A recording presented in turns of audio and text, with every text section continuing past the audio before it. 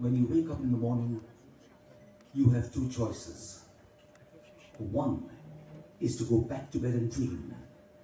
The other is to wake up and take control of your destiny. Good evening, ladies and gentlemen, distinguished dignitaries, and a very warm welcome to this landmark evening. Around 12 years ago, that wake-up moment hit a 40-year-old, a man in his 40s, as he sat in a lounge at a five-star hotel in Delhi. It was a make-or-break moment. It was a moment of reckoning.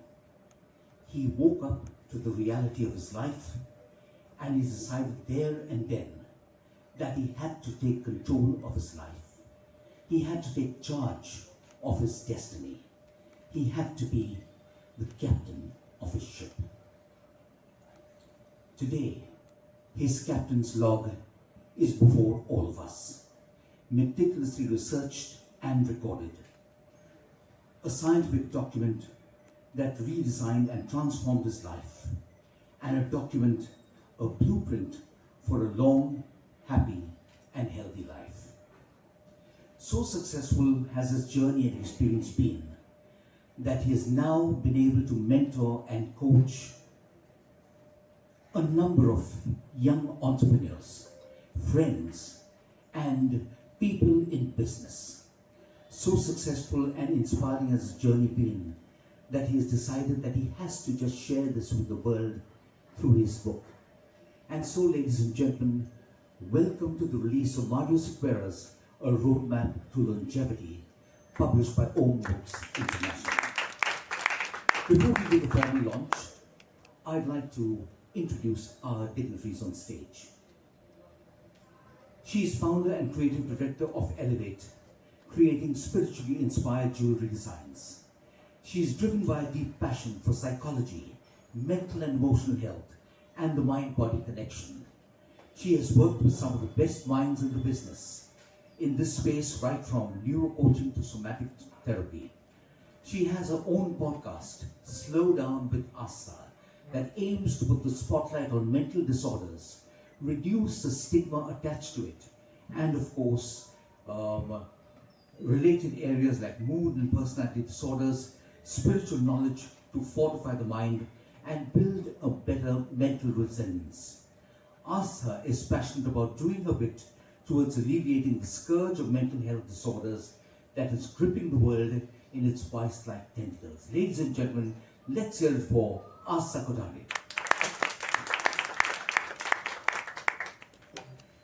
Dr. Neetika Modi is a globally certified and eminent dental surgeon renowned for her expertise in dentofacial aesthetics. With a certification in implantology from Sweden and the membership of the American Academy of Cosmetic Dentistry, she has a clientele spanning industrialists, business personnel, sports persons, and stars from the world of television and films. Her literary journey is what sets her apart. Her debut book, Antim, the Last Avatar, explores ancient wisdom and modern dilemmas, weaving a tapestry of Vedic lore, mythical intrigue, and contemporary relevance. Her pioneering initiative, Swasth Life, in collaboration with Dr. Madhu Chopra, epitomizes her vision of integrating modern medical practices with ancient wisdom for holistic healing. Dr. Neetika Modi is the epitome of a modern-day polymath, a person whose energy, whose passion, and whose enthusiasm touches lives, enriches lives, and makes the world around her a brighter place. She was a member of the jury and the holistic wellness coach for the Miss World pageant as well, navigating the confluence of science and storytelling. Ladies and gentlemen, please welcome Dr. Neetika Modi. Also an Om water. I have to add, also an Om water. Also an Om water, a proud Om water. So thank you, Shantanu. Supriya Arun is a wellness consultant, a certified personal trainer, certified diabetes educator, and specializes in weight management, sports nutrition, and clinical nutrition.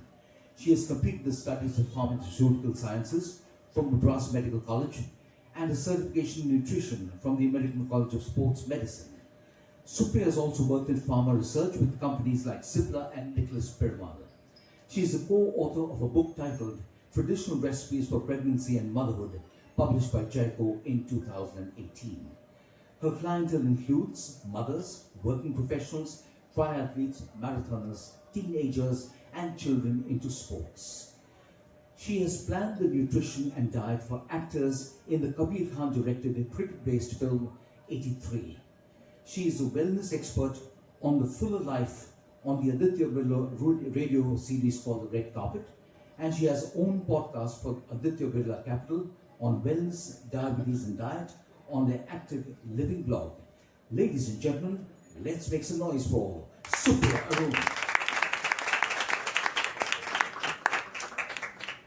He is the editor, critic and columnist.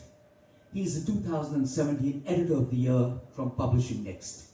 He is a film and music buff who writes prolifically on these topics and in fact has been featured on over 300 platforms. He has 3 published books to his credit: a book on poems by a writer's workshop, Icons of Bollywood, and Swinging 70s, which has just been released. Ladies and gentlemen, I give you the Editor-in-Chief, Om Books International, Shantanu Ray Choudhury. Shantanu, a few words to you. Thank you, Hugo, and thank you all of you for being here. It takes a very special author to get an editor to come for a. You might have heard of fly-by-night operators. I'm a fly-by-day editor here. I just came in for this thing, and by 6:30 I'm flying out. By 9 I'm flying out. But had to be here for Mario, despite the fact that we met only last week? 10 days. Yes, 10 days ago. And lest all of you are fooled by the fact that it's got anything to do with longevity and health and all that drove me to publish the book, no. Perish the thought. His author bio did it for me. It said passion for wines and good living. I said, this is not what I want to do. And somebody writing on longevity, got to publish it. Yeah.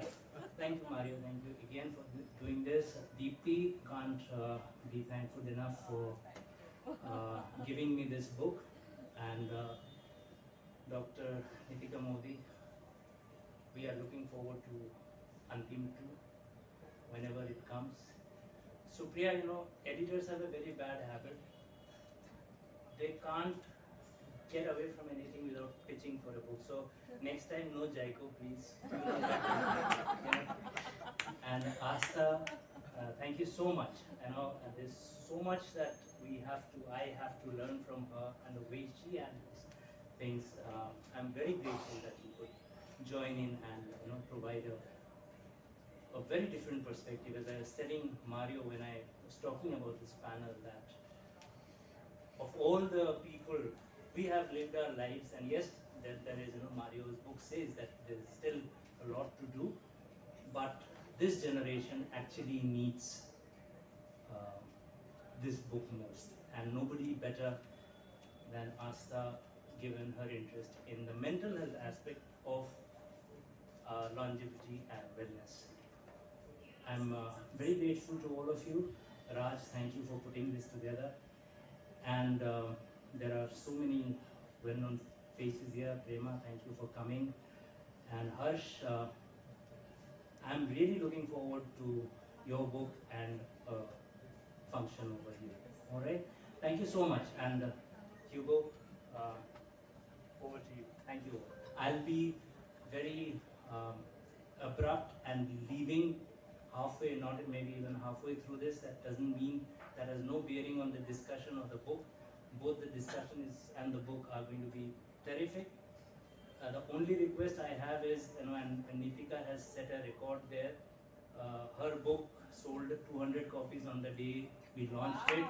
So on the day we launched it, so I don't see that kind of numbers, but as I say, nobody gets out of the shop without a copy of the book and a receipt going through. Thank you so much. Thank you. Thank you very much, Shantanu. Always the businessman at heart. I love the last line. Nobody goes out without a book in hand and a receipt to show that it's been purchased out here. So thank you very much, Shantanu. Ladies and gentlemen, he's known as the Port King of Goa due to his passion for fine wines. He owns and manages resorts, wineries, hospitality and real estate businesses. He trains people through creative and design thinking programs. He is a life coach and has mentored several young entrepreneurs to success, both in life and in business. He is a much sought after speaker and a writer of no mean accomplishment. He is already the author of the bestseller, Killing Me Softly. And now I know that his next, A Roadmap to Longevity, will follow in due course. With his book, A Roadmap to Longevity, he helps us redesign our lives to aspire and to embrace longevity with health, happiness, and holistic wellness. Ladies and gentlemen, I give you Mario Sequeira. Thank you very much.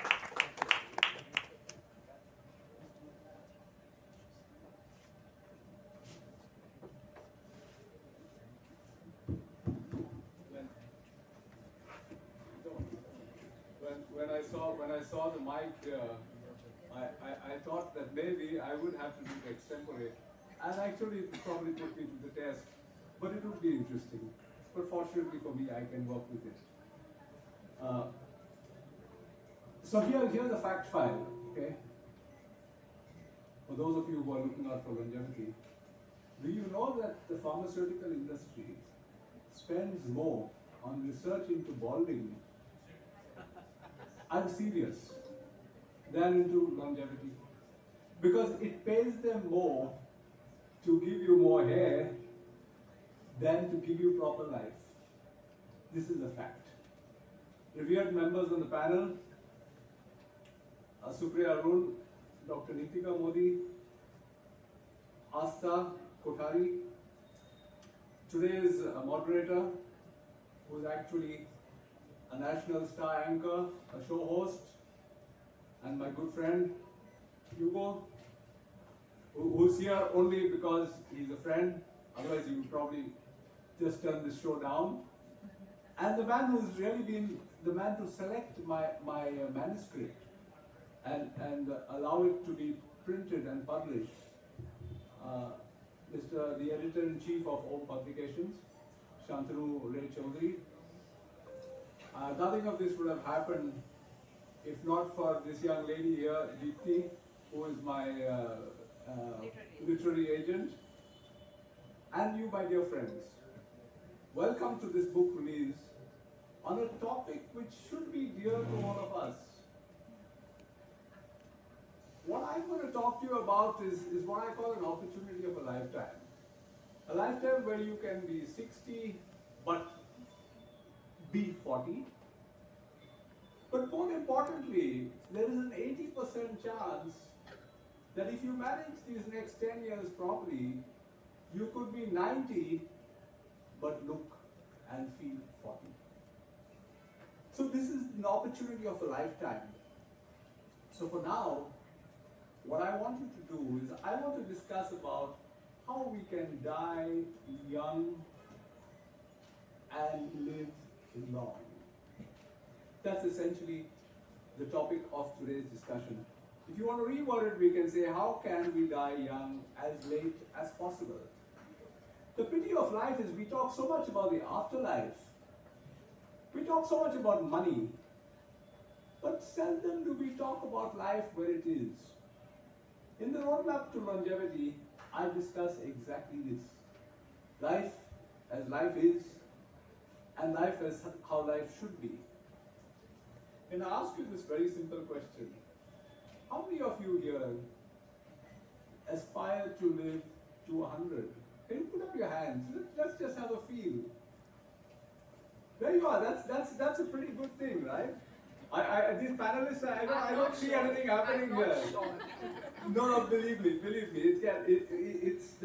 It's all over the place. It's really all over the place. And you know, some of us here who think that we are very young, and we don't really need to talk about 100 because it's way so far, then I need to explain to you what happened to me. This must have been about 12 or 14 years ago. You see, life doesn't always throw straight balls. Sometimes we get stuck when we hold a curveball. And that's what happened to me about 12 or 14 years ago. And I was seated at the club lounge at the Hilton Janakpuri in New Delhi, sipping a wonderful Americano, just like some of us had now, probably 10 times better. In some great luxury. When I learned that my vice president, my national vice president, had turned our company broke. Basically, he had cheated us, and we were in the dumps. Now, as I sat in that luxury, I also, with sort of a tear in my eye, I looked at the upholstery of the place, the leather. I knew I wouldn't be able to get into that place again.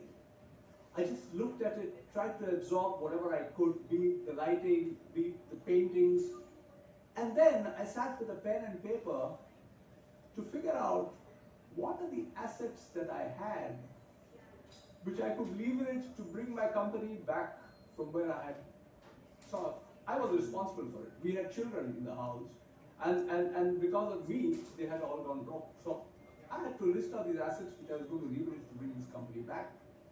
I came across with 3 of them. Money was definitely not, because as I said, we were broke. So the first one was friends. I still have a lot of friends who are here today, who've been my friends for so many years. But all my business associates, with no exception, just disappeared. Right? Many friends, but all were busy. Some would help, but how much can you expect the friends to do? As far as my family was concerned, they probably thought this guy doesn't really know his job. I mean, they were well-meaning, but really he doesn't know his job. So I was left with myself. I was 117 kilos heavy, so add 27 kilos to this body of mine. And I wasn't fit enough. So the first thing I had to look at was, how do I get this body of mine into shape so that I could then be healthy enough? Because at 117, you're exposing yourself to getting rogered by all possible sicknesses. And that's what I set myself to do. Anyway, I derived strength from the fact that I had given up smoking. And I'd given up smoking by actually researching into how to stop smoking. Now, just in case any of you here have decided that you want to start going for yoga classes tomorrow to get fit, or going to the gym, or turning vegan, it was not so simple, because I had actually tried to lose weight before. It's not that I didn't try. I used to swim for an hour without stopping in an Olympic-sized swimming pool. I'd get out of the swimming pool and eat. If you're hungry, if you swim, you get out of the pool and you just eat. Somebody told me you'll never lose weight because you're enjoying your swimming. You're swimming too slowly. I started swimming like I was being chased by a shark. I get out of the pool and eat. It just happened. I lost maybe a kilo, but I'd add up another 1.5 kilos soon. I went to the gym.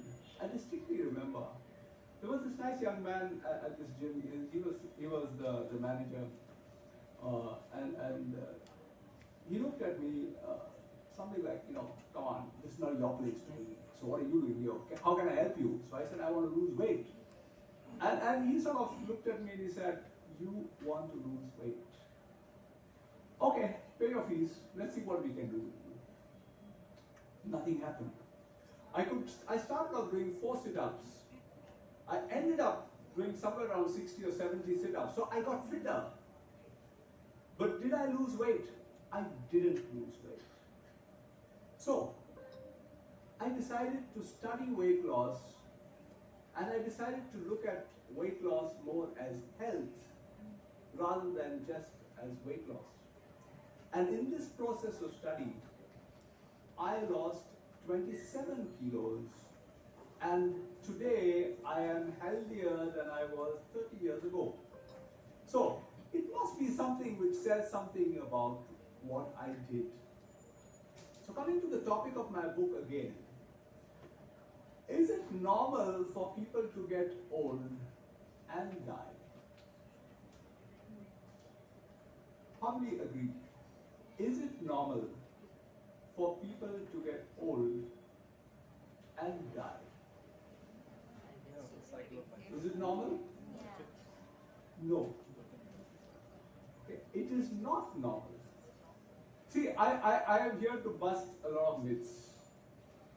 Please understand, this is one of the myths which is paramount in our minds, where we believe it is normal for us to progress in age and at some stage we will die. There was this study, and it's not my philosophy, whatever I'm giving you is seriously research stuff. There was this study in an Italian university of 40 centenarians, the autopsies of 40 centenarians, and all of them had died of some serious disease. About 70% of them had died of cardiovascular disease, but none of them died of old age. None. So, if it is a fact that most of these people died due to a sickness, and a preventable sickness that increased with age, then why is it that we haven't done anything about it this far? Some food for thought. As I researched, I came across some very interesting facts about our lives. Do you know how much blood your heart pumps? This little heart we have here. How much blood does your heart pump a day? Does anybody know? Interesting facts. Huh? 7,500 liters of blood is pumped by this little heart every day. Now, how big a tank is 7,500 liters? I think some of us may have been getting during the water shortages, seeing these tankers. Okay, some of them they are between 7,000 and 12,000, right? That's how much of blood this heart is pumping every day. In a year, this heart which is here is pumping 27 lakh liters in 1 year. And in a lifetime, it pumps what is the equivalent of a lake full of blood. Now, why do we sweat? We should have actually burnt. I mean, Delhi has been with 50 degrees centigrade heat. So why do we sweat? Our body takes care of itself, right? And then think of our eyes. We look at the sky and we love the beautiful sky and the rainbows. How do we see the beautiful birds? How is it that our eyes actually make the people we love look beautiful? Isn't it that we have such a perfect body? So why is it that we should be suffering from blood sugar, from cardiovascular disease, from all these possible stuff when we have such a perfect body? Think over it. I took the help. See, I told you, none of this, a lot of it is my personal life, but none of the facts are what I have created. It's all research. I've taken the help of Nobel laureates like Elizabeth Blackburn of the telomeres fame, like Oshibi Oshinori of the autophagy fame, another Nobel laureate, of Elisabetta Barbi, who is a senior scientist in Sapienza University of Spain. Elisabetta Barbi had actually come out with this theory of the immortality of the human being. And she's put out this theory. So I'm not talking of immortality here, okay? But there are these various theories that are out in the world about immortality of the human being. And then, of course, Philosophers like Osho, philosophers like Jack Canfield, like Napoleon Hill, and a whole lot of senior researchers, worldwide researchers. And believe me, there is a lot of life out there. What is the average life expectancy of the human being in 1900? Let's talk about India. What is the average life expectancy in India in 1900? Sorry? 25. Today, what is the life expectancy of in India? 75. We have, if I had asked somebody in 1900, do you think you'll be able to live to 75? They'd say, "You're mad. Just look at it." People say, "Come on, yeah. People are dying at 25, at 35, and you're ready to talk of 75. It must be something." But let's move up from India. And let's go just up to the Himalayas, where we have the Hansas. Okay, this is tribals in the Himalayas, and this is again documented. They live to about 120, some claim they live to 130, and none of them die of cardiovascular disease, none of them suffer from diabetes. And then you go to Loma Linda in the US, where again you have 100, 110, 120, which is a reasonably common thing. What I have done in the roadmap to longevity is to put all this together, and I can promise you that if you do as I say, you will increase your life expectancy by at least 20, 30 years. I am not talking about immortality of life. I am talking about longevity of good life. And that's what you will get if you put what I say in my book together. Now, putting my suggestions into practice isn't even really complicated. It's much like cleaning your house. You just have to start with one room and keep cleaning it. And it gets clean. You start at any place you want and it gets clean. So as I come to the end of my presentation, I would be delighted if you can take away 3 main points. 1, it's not normal to grow old. Our chronological age will keep increasing. But the senescence of our cells is what we have control over. And that is what we need to stop. By delaying aging, we could delay the onset of the most dreaded sicknesses which come with age.